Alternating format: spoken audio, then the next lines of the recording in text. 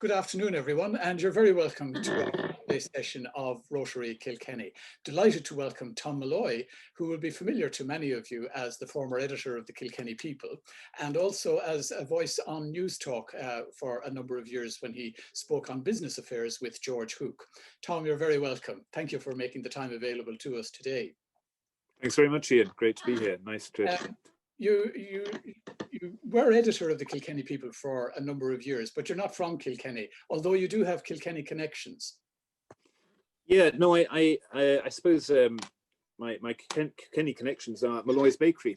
That was where my father grew up in Rose Inn Street, and my grandmother and grandfather owned the bakery there, and my cousins took it over afterwards, my aunt and uncles. So yeah, I have a lot of relations living in Kilkenny, and I still do, which made returning to Kilkenny great fun. I remember talking to Edwina Grace once, and she decided that I wasn't a blow in, I was a blow back, and I was always very happy with that description.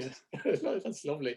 I don't know whether you've been following the news in Kilkenny recently, but Sam Matthews has been appointed as editor of the Kilkenny People, and there's a photograph apparently of him while he was doing his work experience there in transition year, probably during your editorship a number of years ago.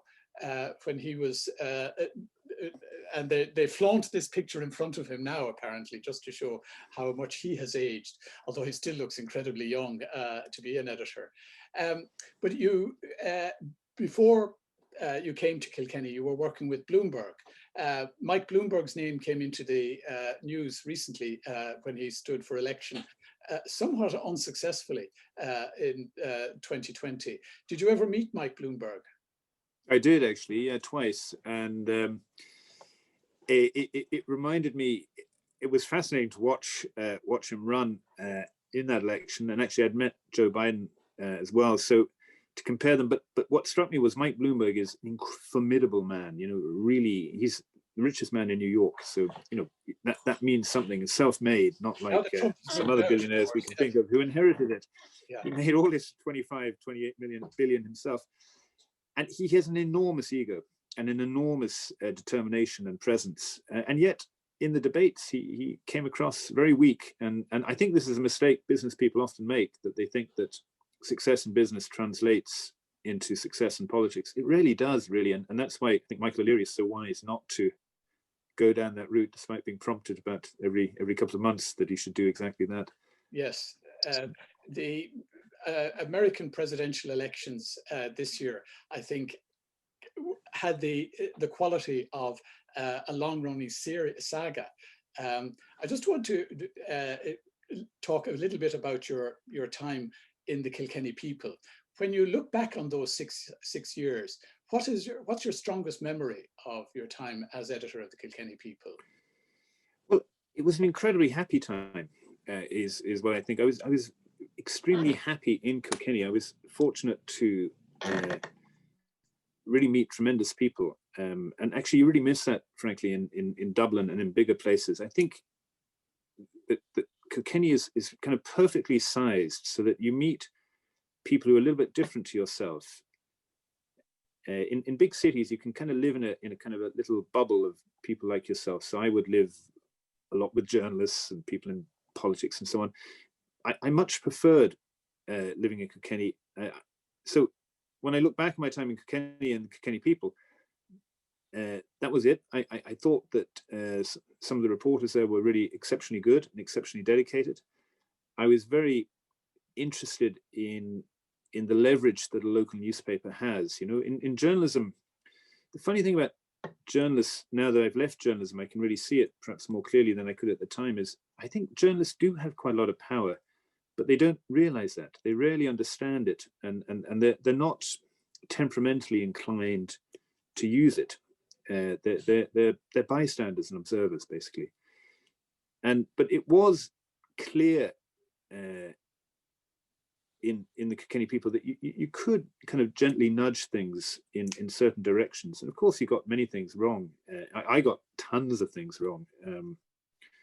Whenever I used the motorway down to Kilkenny, I remember a particularly stupid editorial I wrote about how Kilkenny didn't need a motorway, for instance. You know, I kept on making bad calls, but you also get the odd thing right as well. And it was great fun. It's a real kind of jigsaw place like Kilkenny, and because it's small, you can actually understand how the bits join together, whereas at a national level you can't really understand it. You don't see what causes what, and you don't know all the people who are involved. So yeah, a place like Kilkenny and editing the Kilkenny people, I always found was kind of an engaging kind of intellectual puzzle. If that doesn't sound too pretentious. No, but it's not something that you would normally ascribe to the Kilkenny people as a newspaper. It's a real-time photo snapshot of what's happening and what matters to people in the city. Now that you're removed from it and you can look from a distance, what future do you see for local newspapers? Yeah, that's a really difficult question. I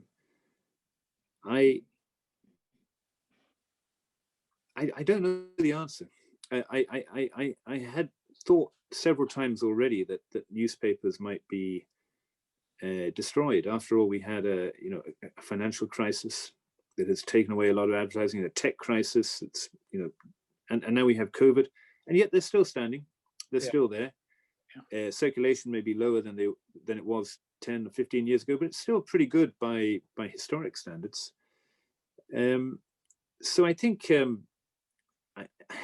I think people have to be able to communicate. We live in a society that is suffused with a need and a desire to communicate, and people who take the trouble to be informed are generally kind of successful. And actually Bloomberg was a great example of that, because to subscribe to Bloomberg costs several $1,000s a month, and yet they could find about 1.5 million people around the planet happy to pay that amount. And I think, and it kind of grieves me in a way, but I think media is once again becoming the preserve of wealthier people who are still prepared to pay for unbiased information, whereas a lot of people are happy to take it, what they perceive as free information, but it's not really information, it's just drivel. So it's becoming more of an elite. The idea of mass media is declining, but I think media will still survive because people need information. Whether there'll actually be a paper edition of the Kilkenny People in 30 years, who knows? And perhaps it doesn't matter. What matters is that there is a notice board for people in Kilkenny to communicate with one another. Yes, I absolutely agree with you. I mean, I've stopped buying newspapers, but I do subscribe to a number of them. And I find that I don't mind paying for, and RT is running a good ad at the moment called Truth Matters.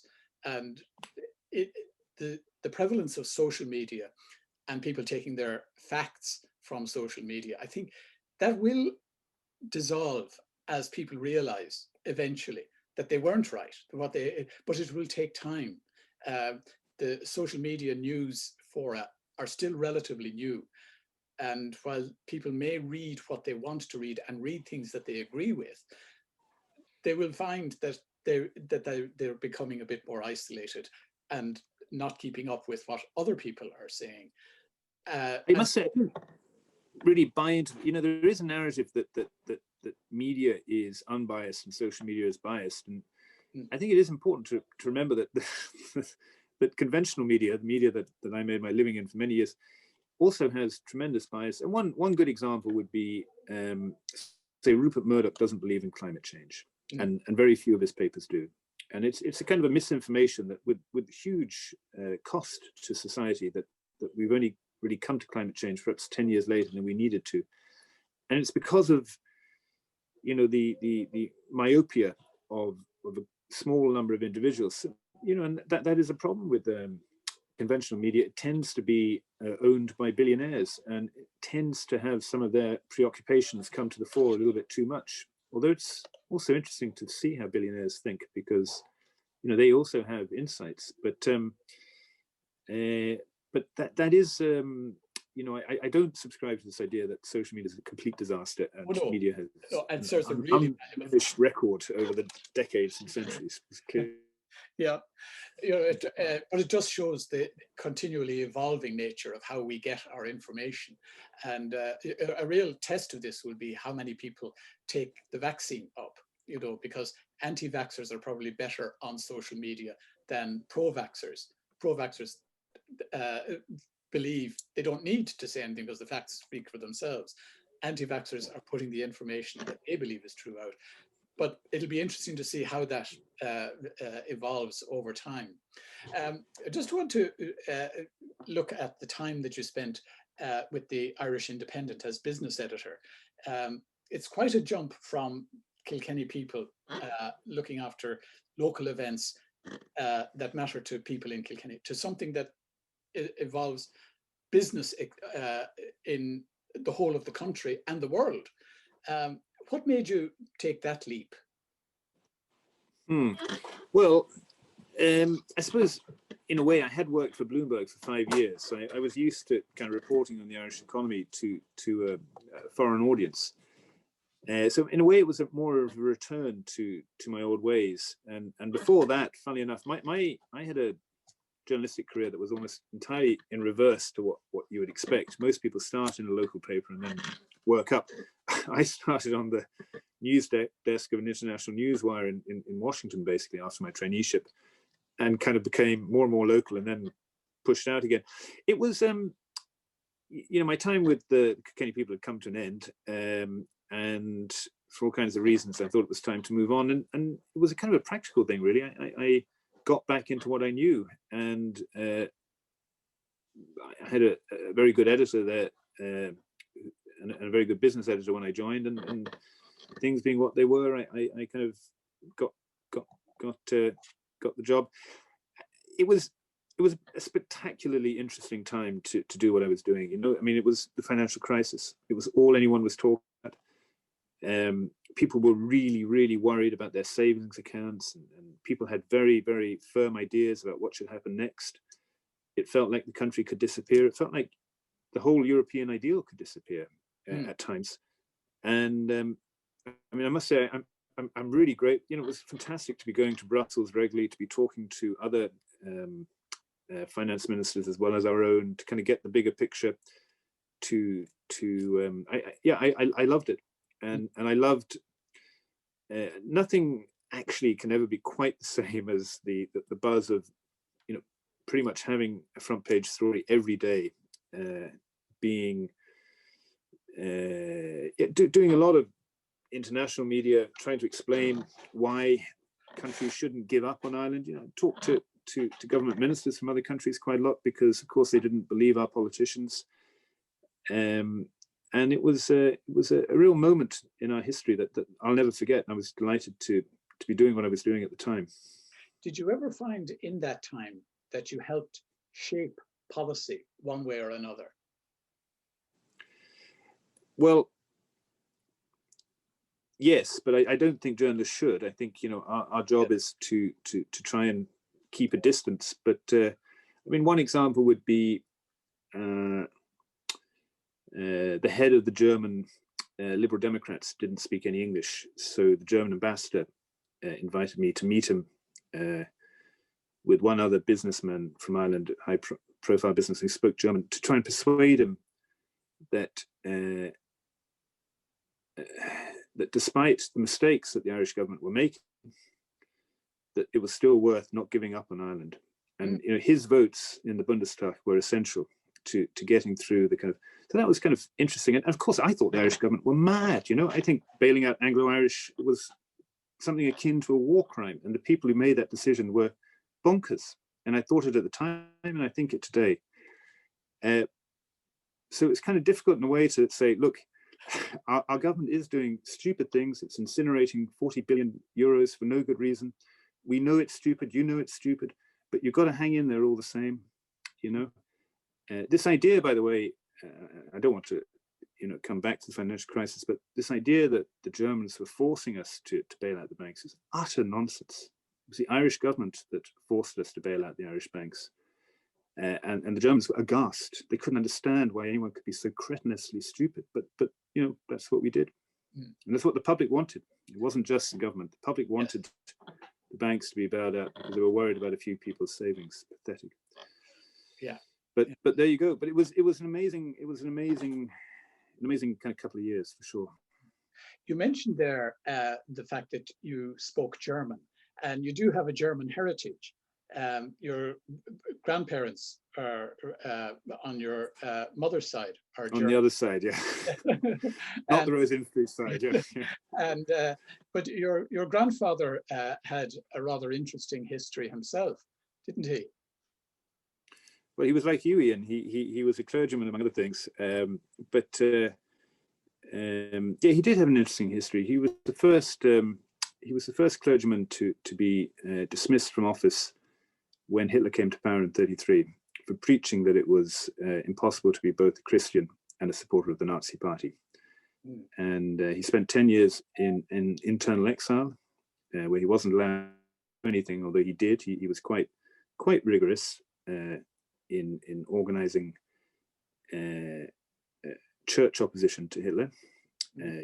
He co-wrote a famous sermon that was read from several hundred pulpits, again making the same argument.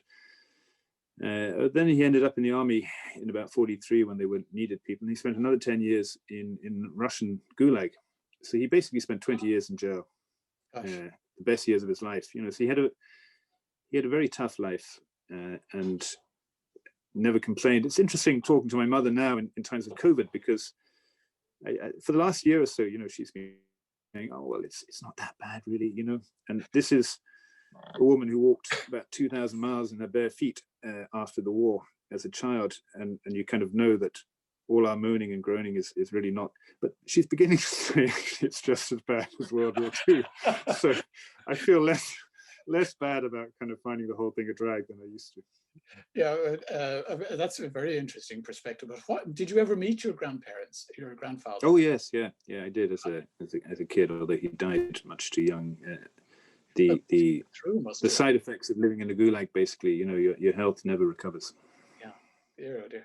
Well, then while you were editor or business editor in the Irish Independent, you also contributed to George Hook's Right Hook program on a regular basis. Was that part of the deal with the Irish Independent, or was that something that you organized separately? No, George just rang up one day, or George's people, and I've always been a print journalist, and I have to say, I'm a kind of a shy kind of fellow, and like being in the background. Really, broadcasting is completely different. Your people really pay attention and kind of know who. I can see why people do broadcast. I mean, it's for 10 minutes work every day. The amount of kind of good things that happen to you, and kind of, it was really fun. I really loved it. But and I'm really, I would recommend people who are listening who if you're ever thinking about whether you should go on radio, whether you should go on TV, the answer is yes, you should.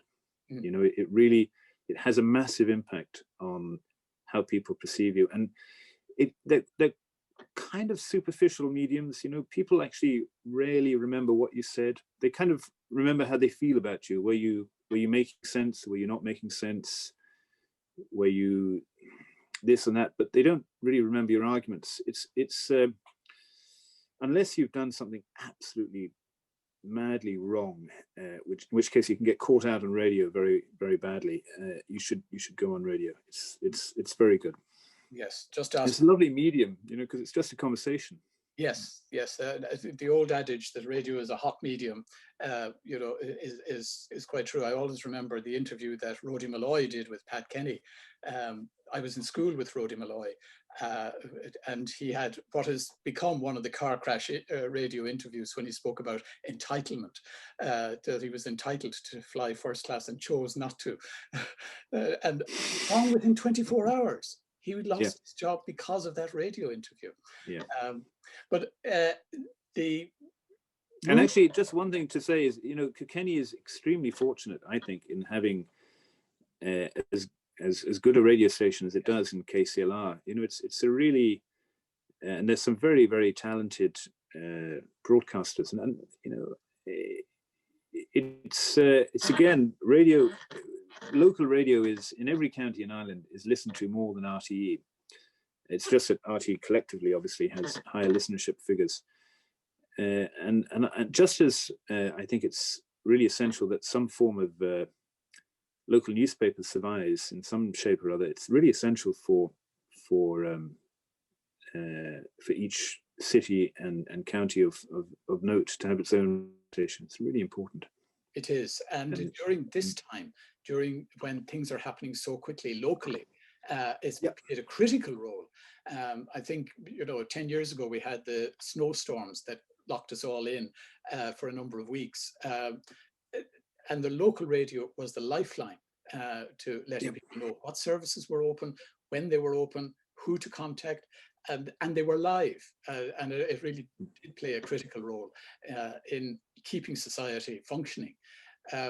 But you moved then to where you are at the moment in Trinity College. And what's your role there? It has a rather long title of in charge of public affairs and communications. Is that a catch-all title? Academics love long titles. Well, it's kind of a catch-all. It neatly kind of encompasses the two things that I do, though. One is, I suppose, lobbying on I'm trying to be the interface between the university and government. And the other thing is communications. I run a team of people who communicate about Trinity's research, who look after social media channels and so on and so forth. So they're the two things a university need. A university like Trinity is, after all, there are about 23,000 people in Trinity, and Trinity is one of the smallest universities in Ireland.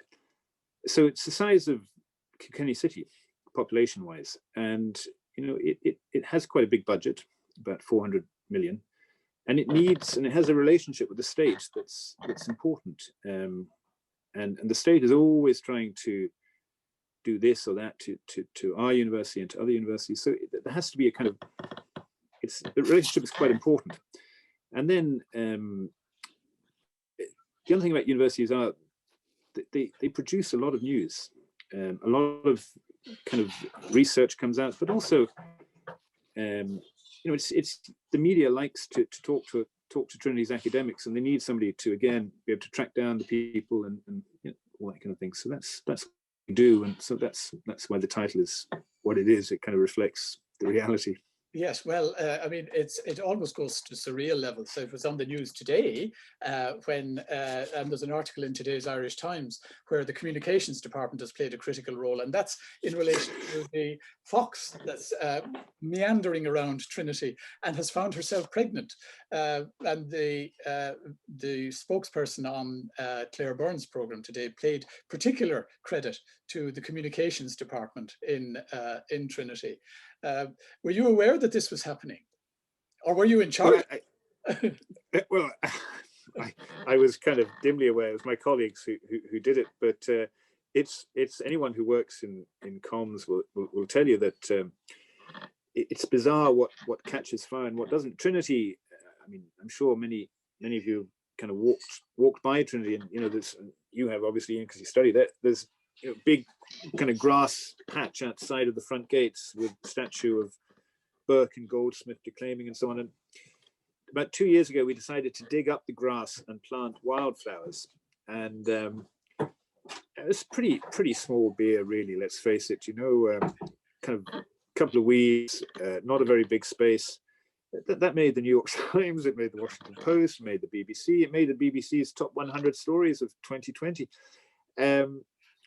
There's almost no rhyme or reason between what gets picked up and what doesn't, and my academic colleagues can get very frustrated that I'm sure there will be many thinking, why is a pregnant fox in the Irish Times rather than my great research into this or that?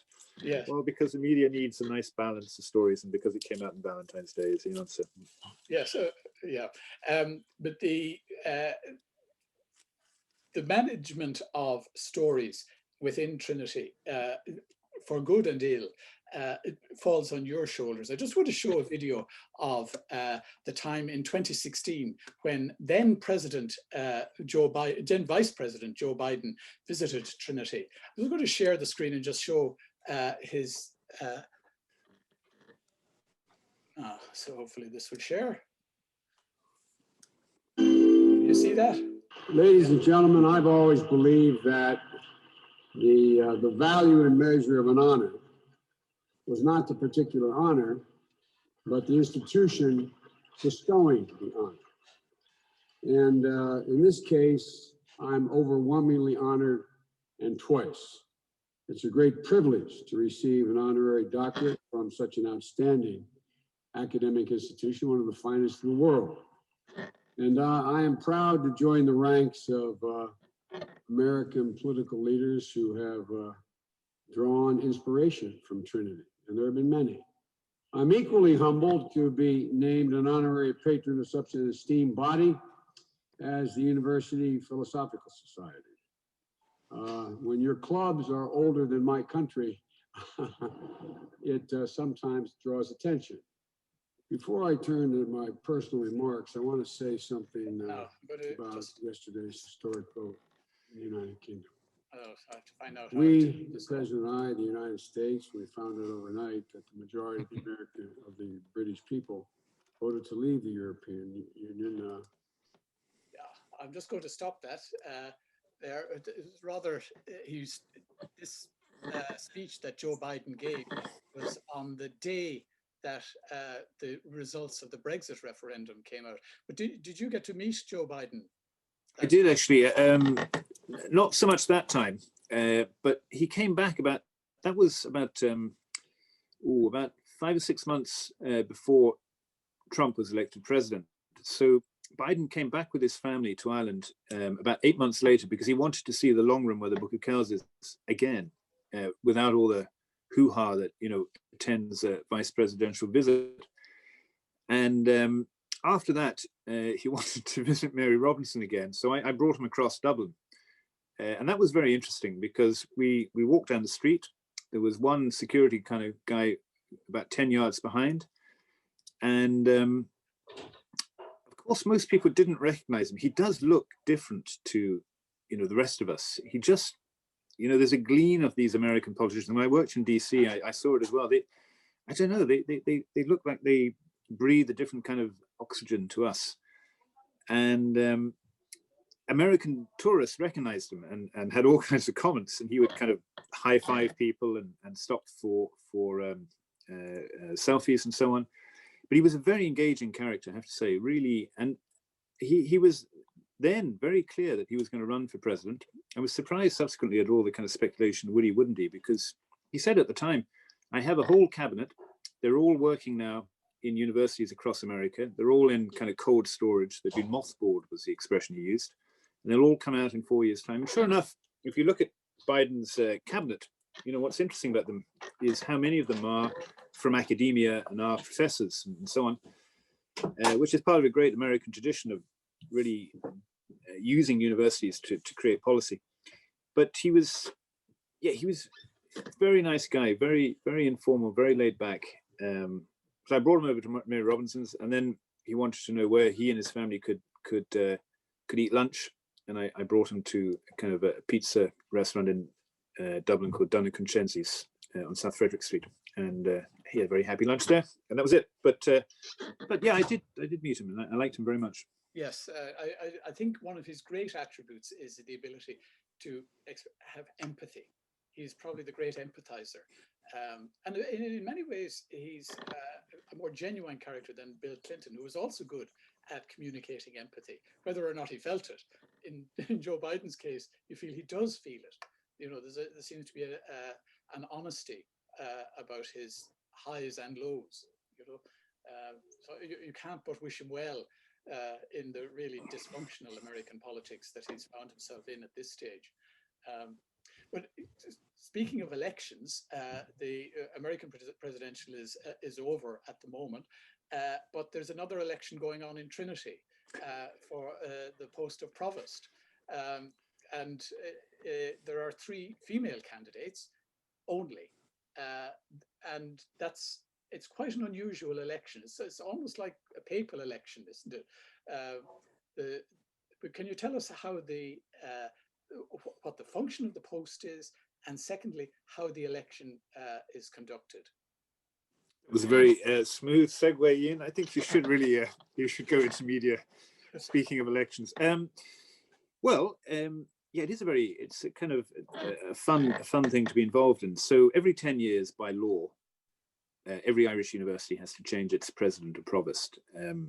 In Trinity, and most presidents in the British Isles, so here and in Britain, are appointed by the usual way that most companies and businesses appoint people. You know, interview and you name somebody and they get it. In mainland Europe and in Trinity, a kind of an older system prevails, which is that the academics elect a president from among themselves or from further afield. So you have to run an election campaign. One of the very interesting things, it's a bit of a sidebar, but one of the very interesting things about universities is, you know, just how old many of them are. Apparently 48 of the 50 organizations in Europe that are more than 500 years old are universities. The other is the papacy and an Italian bank. You know, they're very good at self-perpetuation, and it's this kind of thing, you know, electing people strategically that I think makes universities so kind of long-lasting. So anyway, in Trinity, in April, the academics get together in a room. They all hand in their mobile phones, and they spend a day of voting, horse trading. People are eliminated, and then a winner is declared. Well, that was what happened back in 2011. No mobile phones, imagine. Now we're going to do it all over Zoom, unfortunately. So it'll be less interesting probably for the people who can vote. And what's unusual is there are fewer candidates than usual, and all three candidates happen to be women. Somewhat alarmingly, Trinity's never had a female provost, and actually until about 8 months ago, no Irish university had ever had a female president. Now UL has an interim female president, a lady from East Germany. But although every other post in the university I work for and in the university that most people know, you know, there has been a lot of gender equality and gender balance. It's something universities spend a lot of time thinking about. It is weird that it's never been at the top. So there's kind of I think it was always kind of clear that problem was going to be redressed in this election. And what wasn't clear is, you know, would it be tokenism? All three candidates are really formidably strong candidates. In fact, one of them has much stronger Kilkenny roots than I do. She's called Linda Hogan, and she's from Callan. She's related to Richie Hogan and other Hogans on the hurling team, and she is one of the world's top theologians. You know, one of the probably top 10, top 20 theologians in the world. Really very nice woman, and with an absolutely stellar academic record, and one of the three people who may well end up as provost of Trinity in a couple of months' time. And the other two are a historian and a kind of a computer science professor. They're all formidable, and you might think I would say that, wouldn't I? But it's true. There's it'll be very interesting to see what difference and what emphasis they bring to being provost, and what difference having a woman in charge might bring to Trinity as well. You have a very close working relationship with the provost, don't you? I do, yeah. I mean, that's not because they're obsessed with their public profile. They're not really. That, you know, really fascinating thing about working in a university is that the psychological makeup of academics is they're very intrinsically motivated. You know, they're motivated by research, change, that kind of thing. They very rarely actually want to go on the media. You have to push them, and you have to make the argument, this is good for society, or this is good for research, or research funding will come if you talk. You know, you can't appeal to their egos, nor can you give them orders. and provosts are, no different. But they universities throw up all kinds of issues, and if you have 18,000 young people, you're inevitably going to have stories all the time that need to be responded to. And then, of course, as the head of a university, they have a relationship with government that has to be managed. And so yes, I do have a lot of contact with the provost. Yes. One of the jobs that you have to do at the moment is managing how the university is coping with COVID. And Trinity was the first university to move all of its lectures online in March of last year. How is it affecting the student life?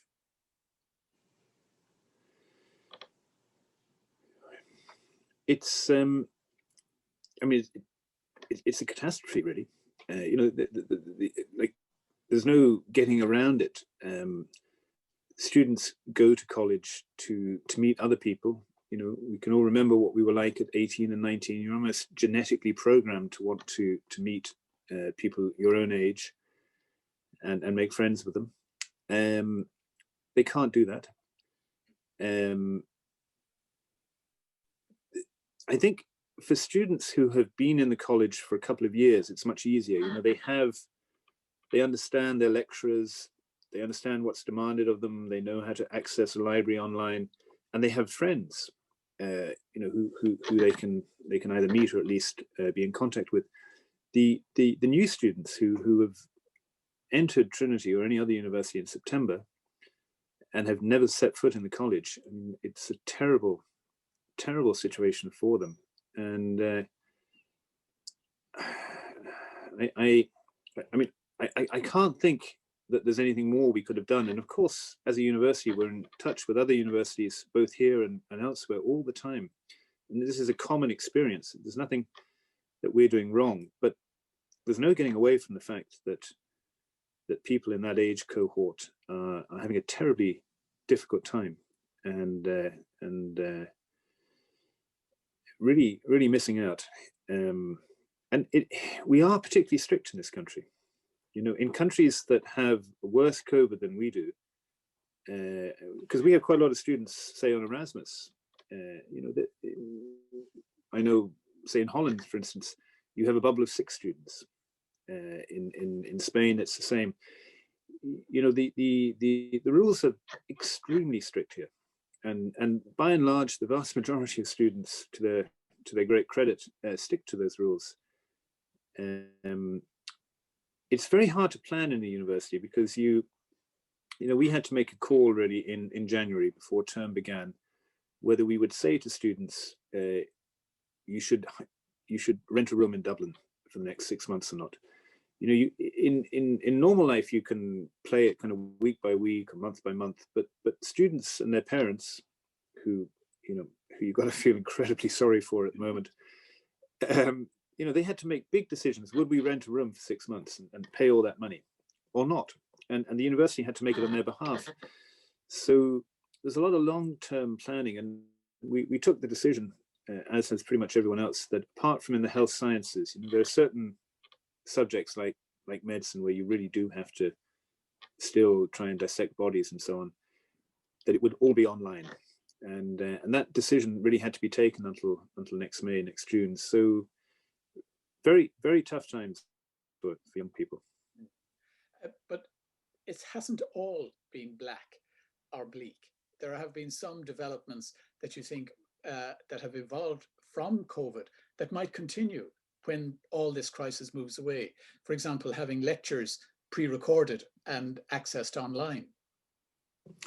Yeah, there's always a silver lining, and I think the silver lining has been that we can do it.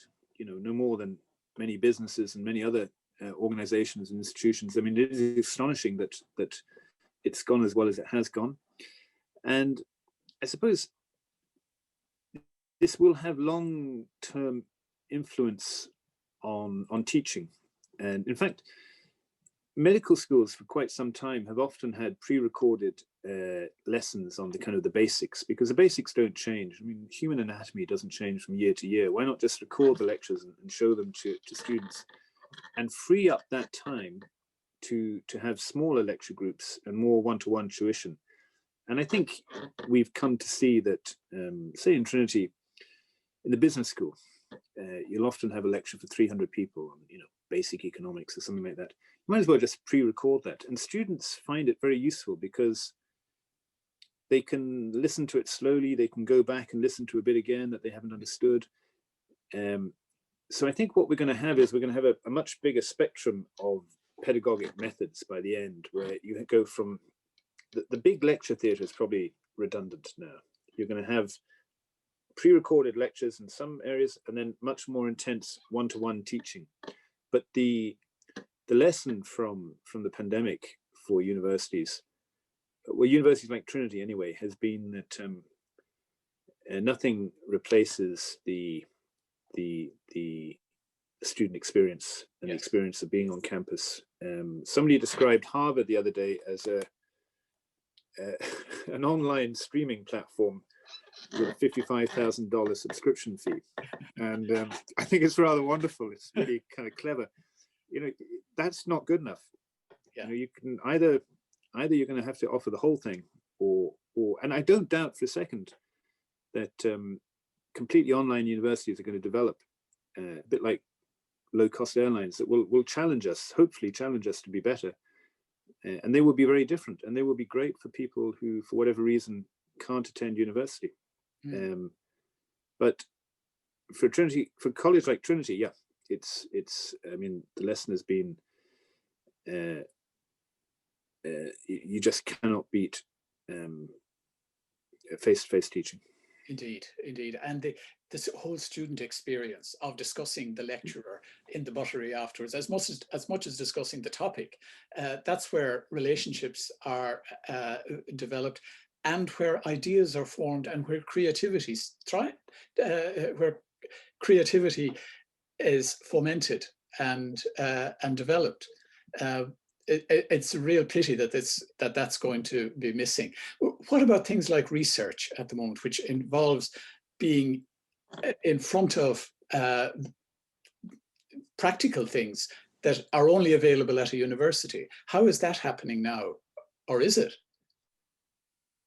Well, the government have been quite sensible there. Whilst they have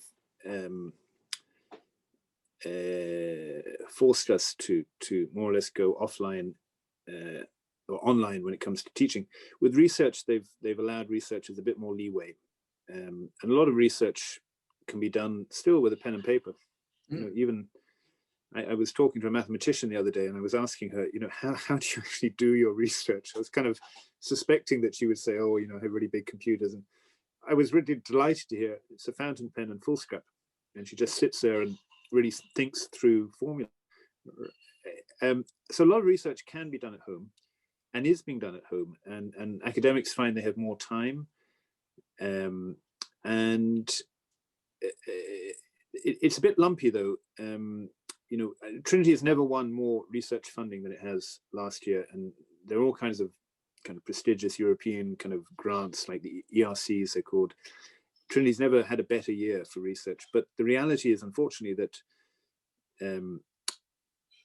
middle-aged researchers have done great, and young researchers, especially female young researchers with kids, have struggled to get the headspace that really good research requires. So it's been a bit uneven, but it's been a very good year for research overall. That's encouraging. I suppose I want to conclude our section of this chat just by thanking you for making the time available to us today, and for, I think, offering some glimmer of hope as well in relation to the things that, while things are pretty desperate in relation to how students who we will depend on, and people of my generation will depend on to look after us in our old age, that they will be able to contribute once they emerge from this, albeit with a different experience as to what they might have expected. But the human mind has a great capacity for adapting, and we will adapt to the new abnormal, and perhaps learn things about ourselves and about society that we never realized before. I'm just going to ask if anybody else has any questions they'd like to ask Tom while we have a few moments before we let you off to have your lunch. Does anybody have anything to say? Yeah, Yes. Ian, I'd have a comment. Sorry. Okay, Declan first and then Robert. Thank you kindly. Well, believe it or not, Tom, I'm actually one of your students at the moment, and this has been a real benefit of the lockdown, because I'm doing the long life learning, or the whatever it's called, you know, the evening lectures for people at my stage in life. And I'm doing Latin intermediate. Charlie Kerrigan is the lecturer, and he's absolutely wonderful. And it's an hour and a half, and it's absolutely enthralling once a week, and we're given homework to do, and I'm at present trying to translate and so on, Horace poems and such like. And this year it's a doddle, well, not the learning, but the infrastructure, because last year I did a course in UCD. It was on Irish birds with Richard Collins, and I spent 6 hours on Cavanagh buses going up and down to Dublin and then out to Belfield each day. So and you have a wonderful array of courses for people like me, old fogies. So there's hope for us all. If I can do Latin, my golly, anyone can take on the art or the other courses that you do. And you've got a huge collection of courses. You'd find it under the Trinity website and so on, if anyone is interested. But there you are. There are benefits. Yeah, that's fascinating. That's Thank you, Declan. absolutely fantastic. Yeah, the extramural courses are really great in Trinity, aren't they? My parents are doing them as well in history and theology. It's well worth doing, but they're the kind of opportunities that COVID has presented to us. We should, and I'm sure we will continue doing that for forever now. Yeah, Robert? Yeah. Right, thanks. I was interested in your comments about bias in the media. And I think that we all look out for political bias, are we left or right, or things like that. And I'm also very excited about the idea of the bias of what the newsroom choose, and particularly that they choose more extreme events to report. So we get a biased view of what's going on. I mean, David Spiegelhalter said that you can use the news for entertainment, but don't make any decision based on the news. Can you recommend any unbiased news source? Yeah, that's a great question, Robert. And I think the answer, or what I can recommend, and what I'm surprised, to be honest, that more people don't do, is vary their source of news every day.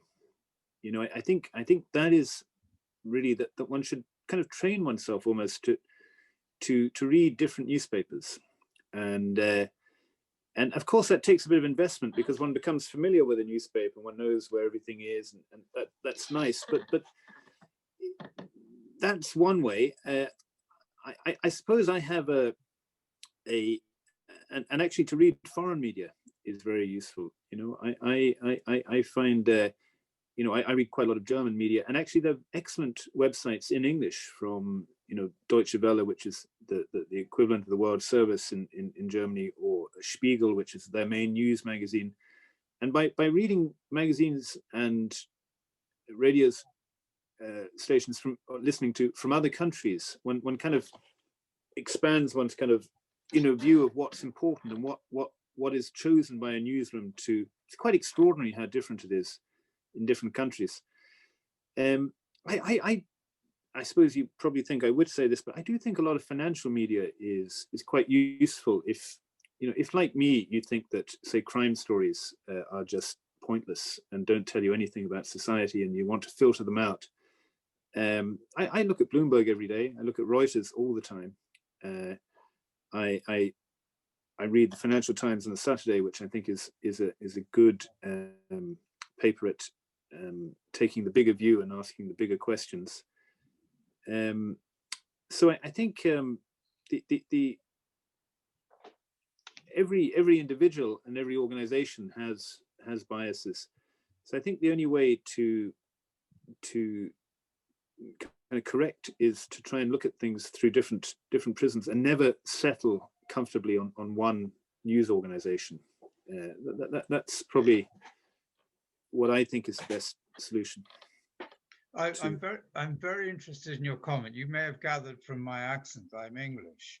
So I read and watch English and Irish media. And I sometimes wonder whether one set of reporters are sane or not to get such a different approach. Yeah, it's particularly interesting when one's looking at Northern Ireland, say, isn't it, to look at that. Yeah. Yeah, my uncle, who was an arch conservative who lived in South Yorkshire in Doncaster, a very Labour area, but he was a conservative and bought the Telegraph every day.